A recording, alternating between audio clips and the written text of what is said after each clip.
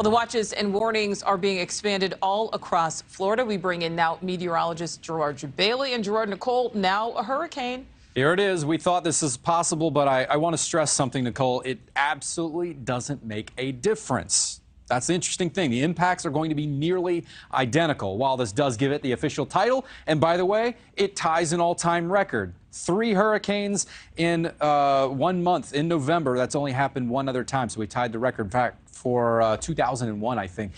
So here we are with Hurricane Nicole now continuing to take its track off to the west. 75-mile-per-hour winds sustained, but that wind field, the hurricane force wind field, is so small. The overall size of the storm is very huge, as you can see, moving to the west at 12 miles per hour, but that tropical storm force wind field is massive, 600 miles across. So the entire state of Florida almost is going to be feeling the tropical storm force winds, and as it moves ashore, that wind field will weaken, but still, that's affecting a lot of people. Continuing its track again to the west, we still have those hurricane warnings in effect from Daytona Beach all the way down through West Palm. As you see, tropical storm warnings there in blue. There is that tiny wind field you see as it was in yellow. The Category 1 force winds are really just going to shrink up very quickly the second this thing makes its way onshore. By tomorrow morning, I would say even as early as midnight tonight, we will see this making landfall. By Thursday, we'll see it possibly making a reemergence into the Gulf of Mexico very briefly, but that cone of uncertainty you see is very small. That wind field is huge. You will feel impacts well outside of that cone of uncertainty. That is only a track cone, not an impact cone.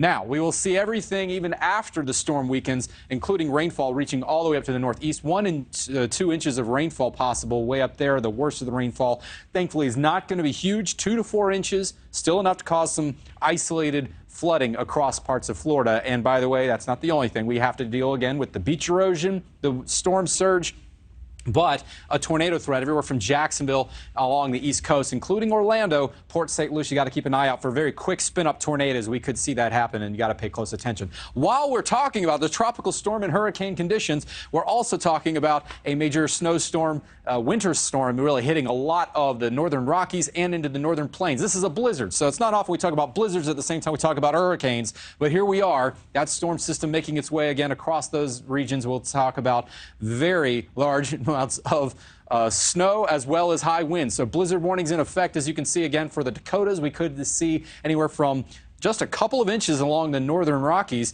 but as you notice, one spot where we're seeing very high snow totals, over a foot of snowfall up towards the Dakotas. And on top of that, we'll be looking at, again, an issue with icing.